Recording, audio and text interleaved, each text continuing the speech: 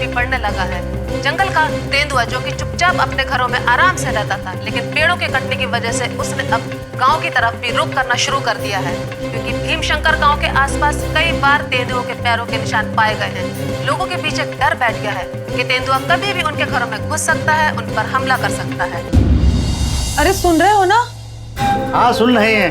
ये लोग भी खामखा हौल ना मचा देते हैं। अरे पर झूठ थोड़े ही बोलेंगे, तेंदुए के पंजों के निशान दिखे हैं जगह जगह। हमें तो बड़ा डर लग रहा है सच। क्या करें फिर बताओ? आप कोई दूसरी नौकरी क्यों नहीं कर लेते? यही मरना जरूरी है क्या? अरे घबरा मत, तुझे देखकर ना तेंदुआ भी डर के भाग जाएगा। हम मजाक नहीं कर रहे हैं। हाँ चल सवेरे आते हैं ड्यूटी करके। अरे अरे रुको, टॉर्च नहीं लेके जाना है क्या? दरवाजा अच्छी तरह बंद कर लेना। हाँ हाँ कर लूंगी। हमका डराती रहती है।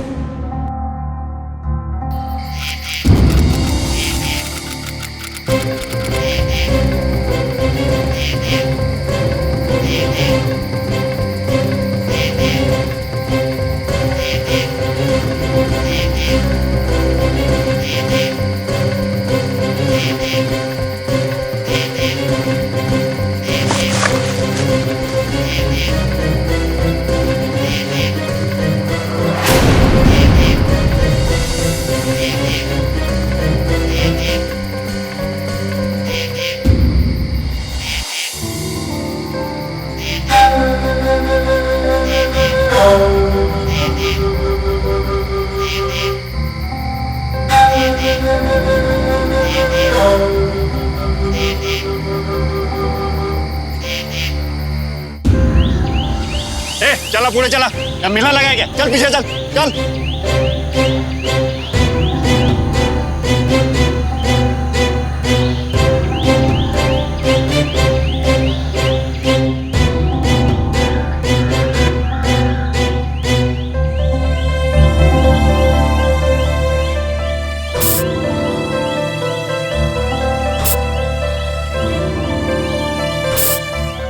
कुछ मिला क्या बॉडी के पास से? सर वॉलेट और आई कार्ड मिला सर। पुणे टेक्निकल कॉलेज में इंजीनियरिंग का स्टूडेंट था सर। अभी पिछले 3-4 दिनों से लापता था। 2 दिन पहले इसके फादर ने मिसिंग की रिपोर्ट भी लिखवाई है। खबर की इसके घर वालों को? सर कदम ने फोन किया है, वो लोग रास्ते में ही है सर।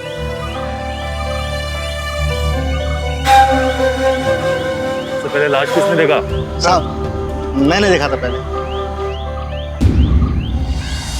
रात को क्या कर रहा था तू यहाँ? साहब हम तो बस यहाँ चौपड़ फैक्ट्री में चौकीदारी करते हैं, नाइट ड्यूटी पे जा रहे थे। अचानक ये लाश हमको दिखाई दिया साहब। साहब हम तो कहते हैं शेर ने शिकार किया है, पूरी बॉडी पर वैसे निशान पड़े हैं। ये शायद सही कह रहे हैं। लाश की हालत देखकर ऐसे लगता है कि कम से कम 3 दिनों से यहीं पड़ी है। बारिश और कीड़े मकोड़ों की वजह से लाश की हालत इतनी खराब है कि अभी कुछ भी ज़्यादा कह पाना मुश्किल है।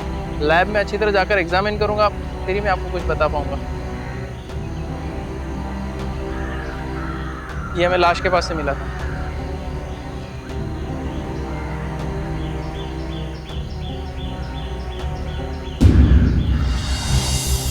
एन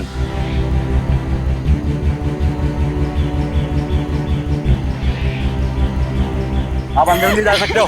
बिजू, आप अंदर नहीं जा सकते। बिजू, संभालो अपने आप। बिजू। ए रिपोर्टर, मजाक हो रहा है क्या यहाँ पे? इन्वेस्टिगेशन चल रही है, चल निकल यहाँ से। मैं इन लोगों के साथ आया। साथ मतलब? विजय मेरा दोस्त था, मेरे भाई के जैसा था। रिपोर्टर के अलावा भी मेरी एक लाइफ है। आंटी संभालो आंटी अपने। नहीं बिजू उठ बेटा। देखिए यहाँ इन्वेस्टिगेशन चल रहा है, बॉडी को लैब भेजा जा रहा है। सारे टेस्ट हो जाने के बाद हम बॉडी रिलीज कर देंगे। वैसे भी ये देख के ऐसा लग रहा है जानवर का काम है। पुणे शहर से लगे एक जंगली इलाके में पुणे के ही एक इंजीनियरिंग कॉलेज में पढ़ने वाले एक नौजवान विजय कोयलो की लाश मिलती। लाश बुरी तरह से क्षतिग्रस्त है। देखने में ये किसी जंगली जानवर का काम लगता है। वैसे भी उस इलाके में कई जंगली जानवर पाए जाते हैं और खबर है कि पहले भी एक तेंदुआ कई लोगों पर आक्रमण कर चुका है। पुलिस के लिए ये एक ओपन एंड शट केस है। बस एक समस्या थी। एक शख्स था जिसको विश्वास था कि विजय की मौत किसी जंगली जानवर के हमले से नहीं हुई। बहुत बड़ा रिस्क ले रहा हूँ मैं। फॉरेंसिक रिपोर्ट्स हाईली कॉन्फिडेंशियल होती हैं। किसी को भी खबर लग गई ना कि मैंने ये रिपोर्ट तुमको दी है, नौकरी से निकाल दिया जाऊंगा। डोंट वरी, मैं किसी के सामने तुम्हारा नाम नहीं लूंगा। ऐसे काम सालों से करता आ रहा हूं। वो तुम सही कह रहे थे, सर पर एक गहरी चोट है।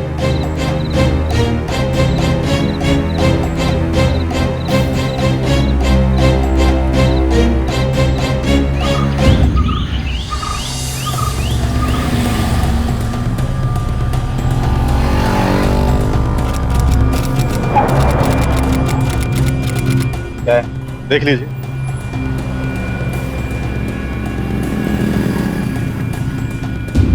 कहाँ से मिलाई? किसने दिया? नाम बोलो उसका। मुद्दे की बात कीजिए सर। तुझे पता है पुलिस डॉक्यूमेंट चुराने के जुर्म में तुझे अभी के अभी अरेस्ट कर सकता हूँ। बात समझ में आ रही है तेरे? हाँ, आप मुझे अरेस्ट तो कर सकते हैं, लेकिन मुझे ये खबर छापने से नहीं रोक सकते। और ये बात आप भी जानते हैं कि मैं कुछ गलत नहीं कह रहा हूँ। विजय के सर पर गहरी चोट लगी है और ये सिर्फ जमीन पर गिरने की वजह से नहीं लग सकती। तुम लोगों का प्रॉब्लम पता क्या है? ये जासूसी नॉवेल और फिल्में देख के तुम्हारा दिमाग खराब हो। तुम्हें हर चीज में कुछ ना कुछ नजर आता है। तुम लोग यहाँ तक सोचते हो कि पुलिस से भी तुम लोग एक कदम आगे हो, है ना? विजय हमारा दोस्त था सर, और मुझे मालूम है उसकी डेथ कोई हादसा नहीं है। और ये साफ साफ नजर आ रहा है कि आप लोग इस पर पर्दा डालने की कोशिश कर रहे हैं, लेकिन मैं ऐसा होने नहीं दूंगा। आपको मेरी बात नहीं सुननी है, मत सुनिए।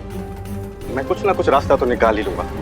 ठीक है, देख लेते हैं। अगर आखिरी बार अगर मुझे इस केस में कोई भी गड़बड़ी नजर नहीं आई तो ये फाइल हमेशा के लिए क्लोज्ड। और दोबारा मेरे पास मत आना है कहते हुए कि हमने अपना काम पूरा ईमानदारी से नहीं किया। बाकी की बात ऑफिस में 11 बजे तक आ जाना। ठीक है सर।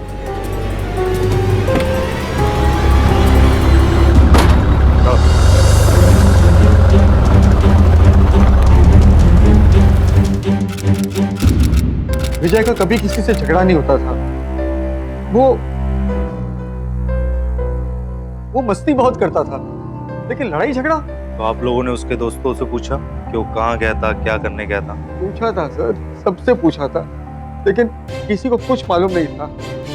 इसलिए उसके बाद हमने थाने में रिपोर्ट लिखवाई। क्या आप बता सकते हैं कि वो जंगल में क्या करने गया होगा? निशा सर, वो निशा से मिलने जरूर गया होगा। निशा? निशा उसकी गर्लफ्रेंड थी सर। हाँ सर, निशा विजू से बहुत प्यार करती थी। ये बात उसके घर वालों को बिल्कुल पसंद नहीं थी, इसलिए विजू और निशा चुप चुप के यहाँ वहाँ मिला करते थे सर। हाँ सर, एक बार उसने मुझे बताया भी था कि जंगल में कोई नहीं होता है, इसलिए वो अक्सर जंगल में ही मिला करते हैं। क्या आप लोगों की निशा से कुछ बात हुई है? 3-4 दिन पहले विजय से मिली हो? हाँ सर, जब विजू नहीं मिला तो हम लोगों ने सबसे पहले निशा को ही पूछा था, मगर निशा भी बहुत परेशान है सर। वो कहती है विजू का फोन ही नहीं लग रहा है। ठीक है, आप लोग जाइए, जैसे कुछ पता चलता है मैं आप लोगों को बुला लूंगा। निशा पटेल, लॉकेटवर पण N, म्हणजे N फॉर निशा। इसका मतलब विजय निशा के लिए लॉकेट लेके जा रहा था। सर, हमें अभी निशा से चलकर बातचीत करनी चाहिए। विजय डेफिनेटली उस टाइम निशा से मिलने गया था, तभी उसके साथ ये हादसा हुआ है।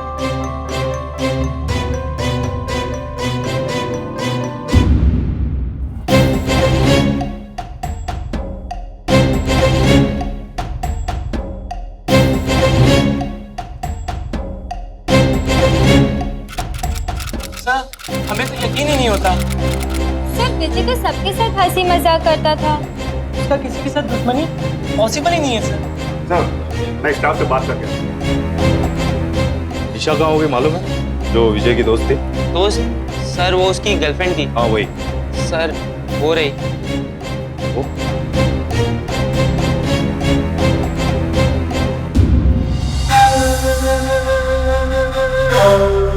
निशा, मैं क्राइम ब्रांच से विजय के बारे में कुछ सवाल करना है। सर, जब से इसे विजय के बारे में पता चला है तब से रोई जा रही है। मुझे नहीं लगता कि इस हालत में ये ज़्यादा बात कर पाएगी। अपन कौन? मैं मोहन सर, हम तीनों साथ में ही पढ़ते थे, मैं, निशा और विजय।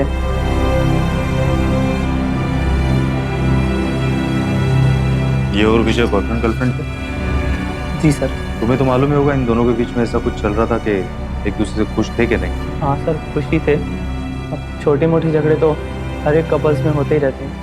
विजय के गायब होने से पहले इन दोनों में कोई लड़ाई झगड़ा? पता नहीं सर, ये तो निशा ही बता सकती है। ठीक।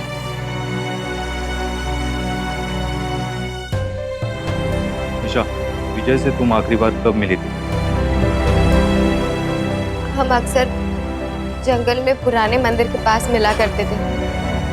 उस दिन भी उसने मुझे वहीं पर बुलाया था, पर मैं नहीं गई। वो बार बार फोन करता रहा, पर मैंने उसका एक भी कॉल नहीं उठाया।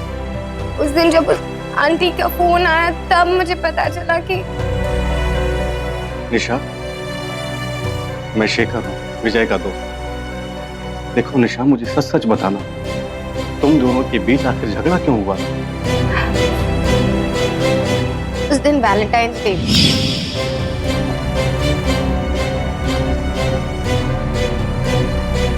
मोबाइल? थैंक्स निशा, अच्छा थैंक यू लगा? सो मच, बहुत अच्छा। अब मेरा gift.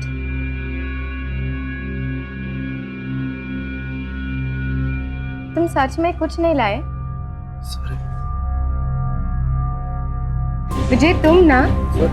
Nisha, I am sorry. निशा, निशा, मेरी बात सुनो। निशा, पर मैं उससे बहुत गुस्से में थी, इसीलिए मैं नहीं गई। अब मुझे अपने आप पर गुस्सा आ रहा है कि अगर मैं वहां पर जाती तो शायद। डोंट क्राई निशा, मुझे ध्यान से सोचकर बताओ, विजय की किसी के साथ कोई दुश्मनी थी? क्या कभी ऐसा कुछ हुआ था जिसकी वजह से तुम्हें लगता हो कि कोई विजय को मारना चाहता? नहीं, कॉलेज में तो सभी उससे बहुत प्यार करते थे। उसकी किसी के साथ कोई दुश्मनी नहीं थी। तुम्हें कुछ पता? ऐसा तो कुछ भी नहीं है सर। सर, मैंने कॉलेज के सारे स्टाफ से बात कर ली। उनका यही कहना है कि विजय का ऐसा किसी के साथ कोई जाति दुश्मनी तो था नहीं। और कुछ पता करना है? विजय और तुम भी दोस्त थे ना? हाँ सर, मैं पहले भी कह चुका हूँ, हम तीनों एक ही बैच में थे, मैं, निशा और विजय। थैंक यू, चलिए। पुलिस को यकीन हो चुका था कि विजय की मौत महज एक हादसा थी। ना तो विजय की किसी से कोई दुश्मनी थी और ना ही उसकी किसी से कोई अनबन हुई थी। शुरुआती फॉरेंसिक रिपोर्ट्स में भी किसी जानवर के हमले की बात ही सामने आई। पुलिस अब इस केस पर और वक्त जाया नहीं करना चाहती थी, लेकिन शेखर चुप बैठने वालों में से नहीं था। विजय का दोस्त होने के साथ साथ वो एक बेहद काबिल इन्वेस्टिगेटिव रिपोर्टर भी था और हार मानना उसकी फितरत में नहीं था। सर, अगर कोई गड़बड़ नहीं हुई है और अगर ये हादसा ही था तो विजय का मोबाइल फोन क्यों नहीं मिला? जबकि उसका वॉलेट उसकी जेब में ही था, उसका आई कार्ड भी उसके पास से ही मिला, फिर मोबाइल क्यों नहीं मिला? ये भी हो सकता है जानवर से बचने के टाइम कहीं गिर गया होगा फोन। हो सकता है, लेकिन सर देखो शेखर, मैं समझ सकता हूँ विजय तुम्हारा दोस्त, पर तुम्हारे सामने की बात, हमने हर एंगल से इंक्वायरी करने की कोशिश की। अब कुछ सामने नहीं आ रहा है तो हम अपने आप से तो पैदा नहीं कर सकते ना। सर, आप मुझे बस उसके मोबाइल की डिटेल्स निकलवा के दे दीजिए, उसका IMEI नंबर निकलवा के मुझे दे दीजिए प्लीज। उससे क्या होगा? सर, मैं वो IMEI नंबर हर सर्विस प्रोवाइडर को भेज दूँगा। अगर बाद में कोई मोबाइल को यूज़ करता है तो हमें पता चल जाएगा कि कुछ गड़बड़ हुई है। और अगर सर ऐसा नहीं भी होता है ना तो कोई बात नहीं, कम से कम मुझे तसल्ली हो जाएगी। Please sir. ठीक है, देखते हैं। शेखर ने जिद करके किसी तरह इंस्पेक्टर भोसले को विजय के फोन का IMEI नंबर पता लगाने के लिए राजी कर लिया। IMEI यानी international mobile equipment identity number. यह हर मोबाइल हैंडसेट का एक यूनिक नंबर होता है और पुलिस इसी नंबर की मदद से किसी भी खोए हुए या चोरी किए गए मोबाइल फोन का पता लगाती है। अब शेखर को विजय के फोन का IMEI नंबर मिल चुका था। उसने ये नंबर हर सर्विस प्रोवाइडर को दे दिया। उसने उनसे गुजारिश की कि अगर कभी भी इस IMEI नंबर वाले हैंडसेट पर उनकी कंपनी का सिम कार्ड डाला जाए तो वो तुरंत पुलिस को खबर करे। 6 महीने गुजर गए लेकिन कुछ पता नहीं चला। शेखर हर हफ्ते पुलिस स्टेशन पता करने जाता और मायूस लौटता। आखिरकार पुलिस ने विजय की मौत के केस की फाइल को ADR यानी एक्सीडेंटल डेथ रिपोर्ट कहकर बंद कर दिया। लेकिन फाइल बंद करने के कुछ ही दिनों बाद इस केस में एक नया मोड़ आया। आपकी पक्की खबर है? हो साहब, मैंने 2 बार चेक करवाया। अभी अभी मोबाइल कंपनी वालों का फोन आया था कि वो फोन इस वक्त मुंबई में कहाँ एक्टिव है। अब हम क्या करें सर, केस तो क्लोज हो चुका है। तब्बल 6 महिन्यानंतर, म्हणजे मतलब पाटिल 6 महीने बाद वो फोन दोबारा कोई यूज करने लगता है, काहीतरी गडबड आहे. तुम्ही ना मुंबई निघण्याची तयारी करा और देखो कौन है, और जाने से पहले शिंदे को कॉल कर लेना, पूरा मैटर समझा देना. जाओ. हो सर. तैयारी को निकल.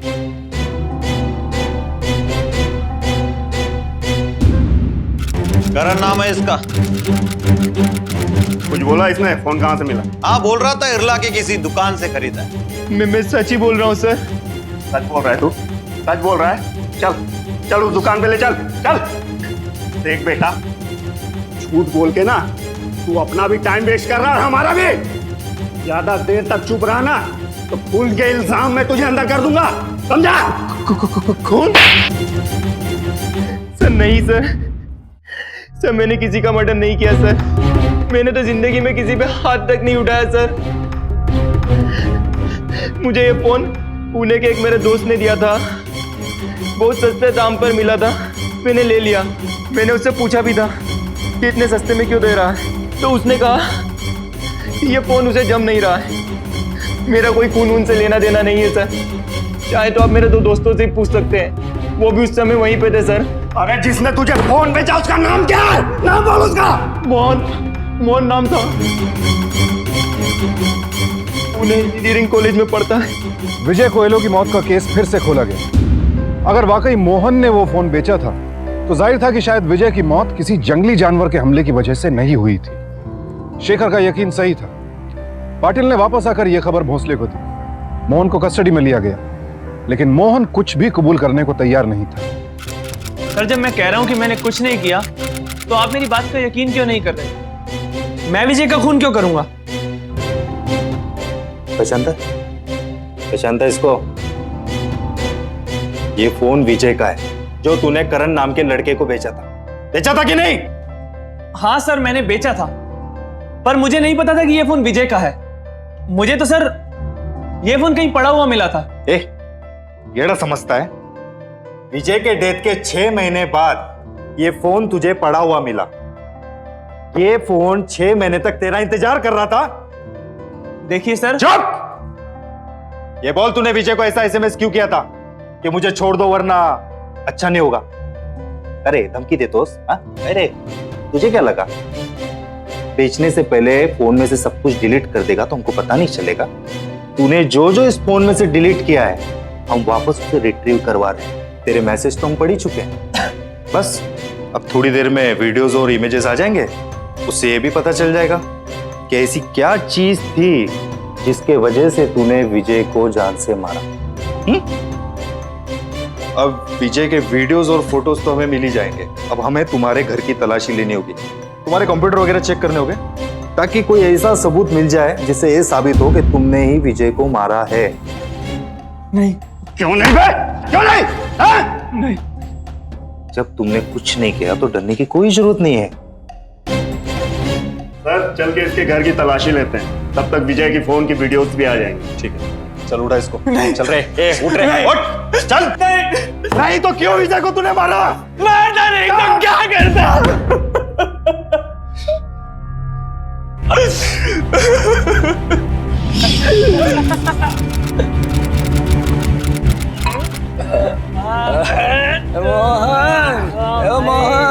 मोहन. हाँ बोलना. अरे भाई. बोलना भाई.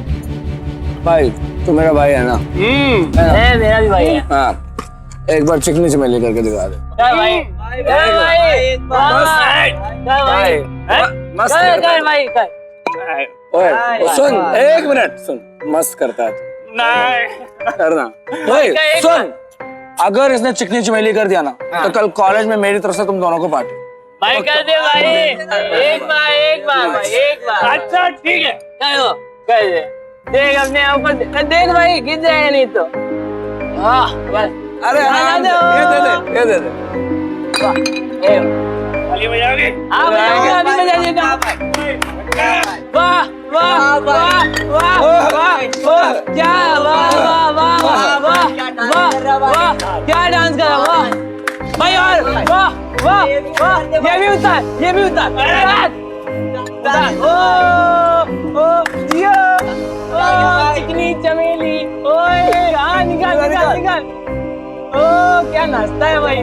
बोल जा.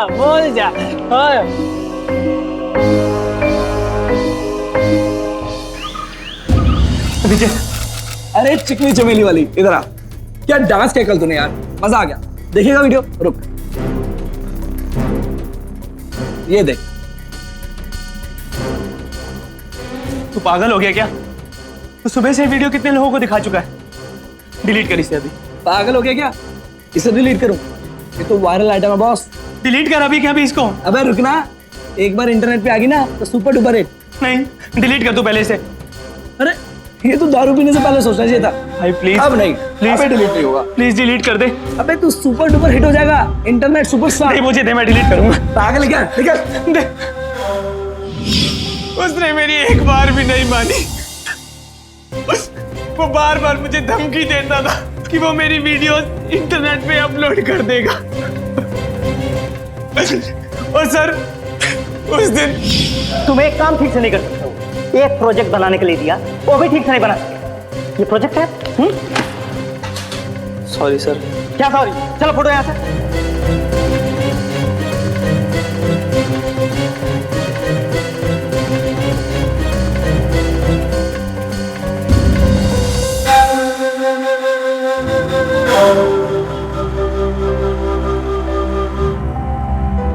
सर पहले ही वो हर बात पे मेरा मजाक बनाता रहता था और उसकी वजह से अब तो हर कोई मेरा मजाक बनाने लगा था।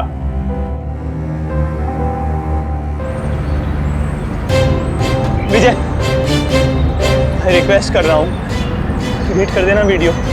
इंटरनेट बेटा, इंटरनेट। नहीं, अगर मेरी फैमिली में किसी ने देख लिया ना तो मेरा बाप मुझे मार डालेगा। प्लीज भाई इसे डिलीट कर दे। एक बात बता, अगर मैं ये वीडियो सीधा तेरे बाप को दिखा दूं तो कैसा रहेगा?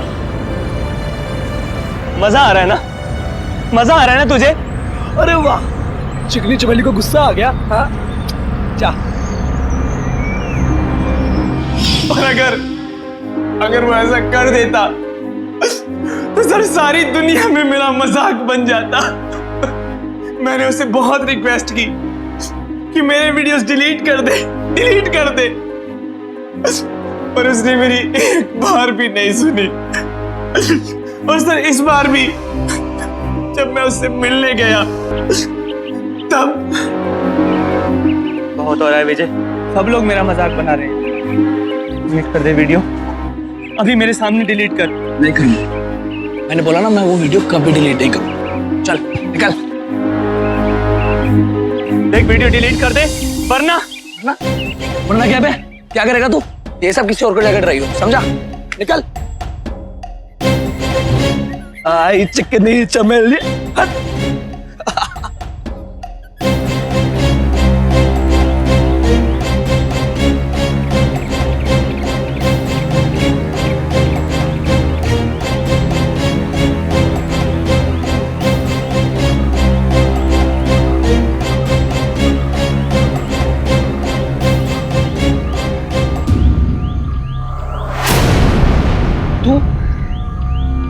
अबे तू पागल है क्या? साला मेरे पीछे पीछे यहाँ तक आ गया। बोला ना नहीं करता डिलीट, क्या कर लेगा? चल निकल ऐसे। अबे निकल ना। मारेगा क्या? है? हाँ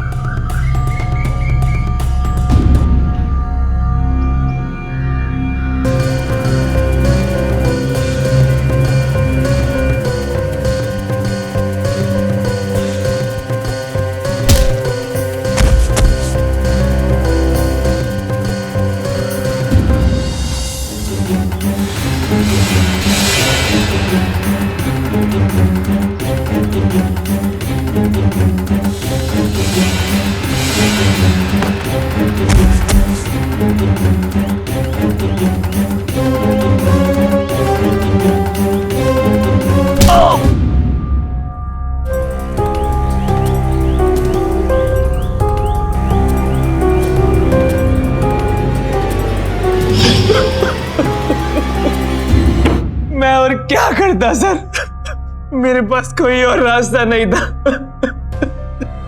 दुनिया बड़ी तेजी से बदल रही है। इंटरनेट और सोशल मीडिया आज की पीढ़ी के लिए एक जरूरत बन गए हैं, लेकिन कभी कभी इंटरनेट नाम का ये वरदान हमारे लिए अभिशाप बन जाता है। विजय और मोहन के केस में भी यही हुआ।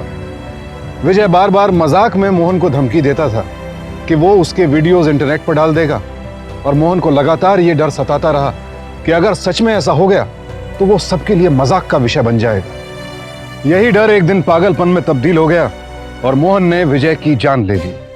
ऐसे न जाने कितने मोहन और हैं जो इस तरह के डर का सामना करने पर कमजोर पड़ जाते हैं। कोई अपनी जान ले लेता है और कोई किसी और की जान लेने पर आमादा हो जाता है।